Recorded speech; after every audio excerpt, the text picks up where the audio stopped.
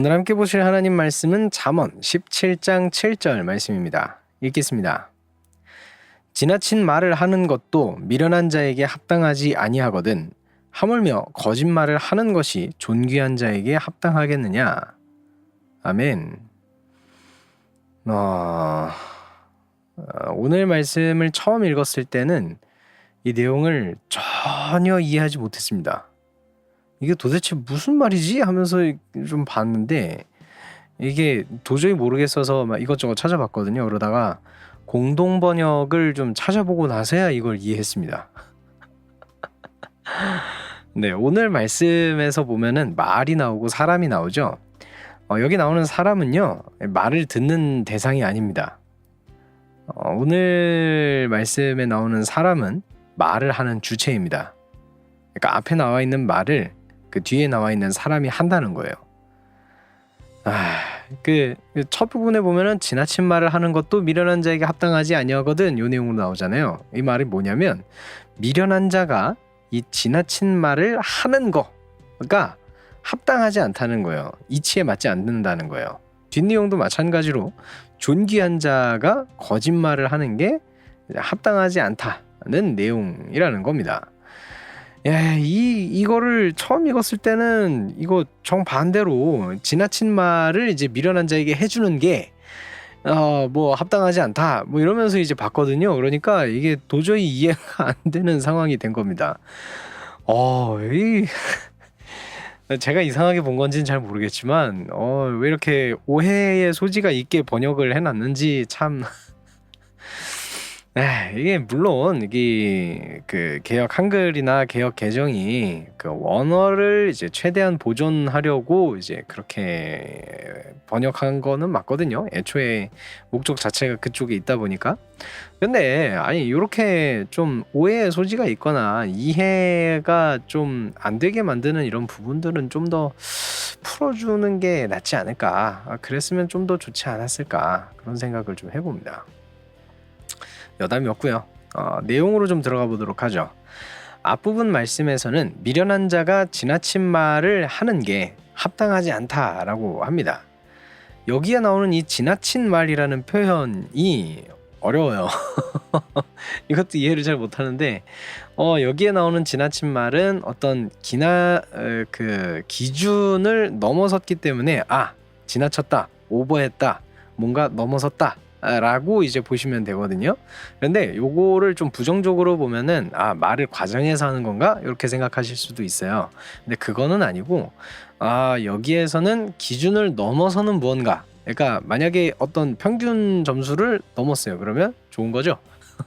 그래서 여기에 나오는 지나친 말은 뭔가 좀 좋은 거, 어떤 뭐라 해야 될까요? 좀 번뜩이는 아이디어, 혹은 이제 이게 말을 하는 거니까 어떤 유창하게 이제 막힘없이 말하는 거, 이렇게 청산유수처럼 이제 말을 쏟아내는 거죠.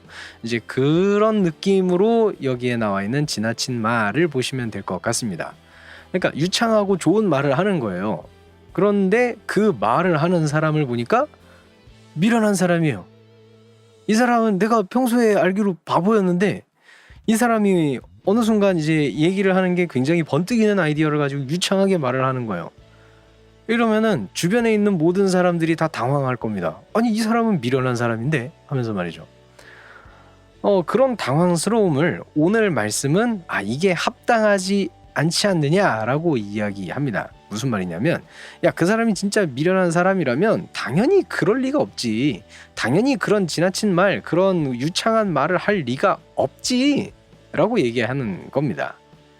그리고 뒷말씀을 이렇게 넘어가는데 그 연결고리로 무슨 단어를 사용하냐면 하물며라는 단어를 사용합니다.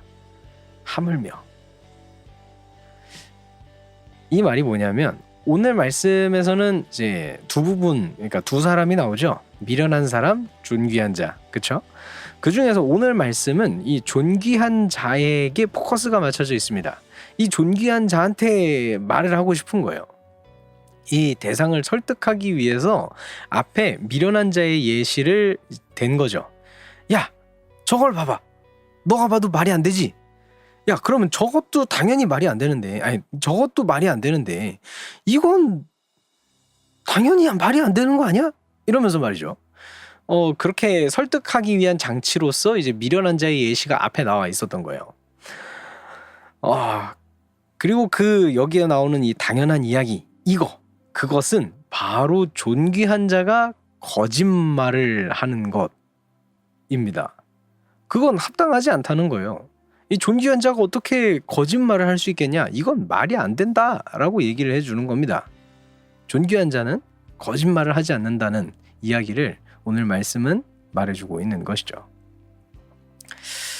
방금 전에 말씀드렸던 것처럼 오늘 말씀은 이 존귀한 자에게 가르침을 주고 있는 겁니다. 좀 더 정확하게는요, 존귀한 자가 앞으로 될 사람한테 존귀한 자의 덕목을 가르치는 내용입니다. 뭐 예를 들어서 왕자님이라면 왕자님은 앞으로 장차 존귀한 자가 되실 분이시잖아요. 존귀한 자가 되실 분은 거짓말을 하지 않는 분입니다. 이러면서 이렇게 덕목을 이렇게 알려주는 것이죠. 그래서 이 사람이 실제로 존귀한 자가 계속해서 되어갈 수 있도록 자기 스스로를 갈고 닦을 수 있도록 이런 것들을 알려주는 말씀이 오늘 말씀입니다.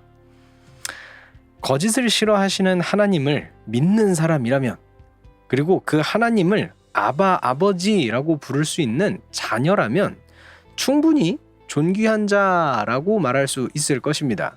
혹은 이제 성화의 단계를 밟아가니까 앞으로 존귀한 자로서 완성되어가는 사람이라고 말할 수 있을 것입니다. 그렇다면 어떤 덕목을 따라가야 될까요? 오늘 말씀에 의거하자면 거짓말을 하지 않는 것입니다. 거짓말을 하지 않고 존귀한 자로서의 덕목을 지키고 존귀한 자로서 거듭나고 계속해서 나아갈 수 있는 제 스스로가 될 수 있기를 소망합니다.